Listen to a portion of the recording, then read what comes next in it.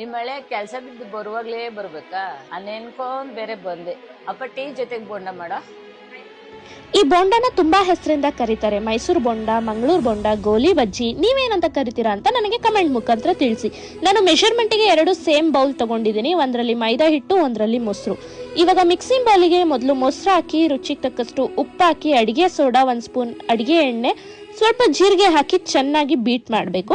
ಅದಾದ್ಮೇಲೆ ಮೈದಾ ಹಿಟ್ಟು ಸ್ವಲ್ಪನೇ ಹಾಕೊಂಡು ಕೈಯಲ್ಲೇ ಕಲಸಿ, ಸ್ಪೂನಲ್ಲಿ ಬೇಡ, ಆದ್ರೆ ಕೈಯಲ್ಲಿ ಅಂದ್ರೆ ಬೆರಳುಗಳಲ್ಲಿ ಮಾತ್ರ ಕಲಿಸ್ಬೇಕು. ನಾನು ಇವಾಗ ಹೇಗೆ ತೋರಿಸ್ತಾ ಇದ್ದೀನಿ ಅದೇ ತರ. ಅದಕ್ಕೆ ಸ್ವಲ್ಪ ಹಸಿರು ಮೆಣಸಿನ್ಕಾಯಿ, ಅಕ್ಕಿ ಹಿಟ್ಟು ಹಾಕಿ ಚೆನ್ನಾಗಿ ಮಿಕ್ಸ್ ಮಾಡಿ ಅರ್ಧ ಗಂಟೆ ನೆನೆಸಿ.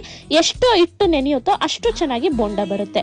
ಎಣ್ಣೆ ಕಾದ್ಮೇಲೆ ಬೋಂಡನ ಹಾಕಿ ಸಮ ಪ್ರಮಾಣದಲ್ಲಿ ಬೇಯಿಸಿದ್ರೆ ನೋಡಿ, ಇವಾಗ ನಾನು ತೋರಿಸ್ತಾ ಇದ್ದೀನಲ್ಲ, ಈ ಅದಕ್ಕೆ ಬರುತ್ತೆ. ಬೋಂಡ ರೆಡಿ ಇದೆ. ಅಮ್ಮಂಗೆ ಕೊಡೋಣವಾ?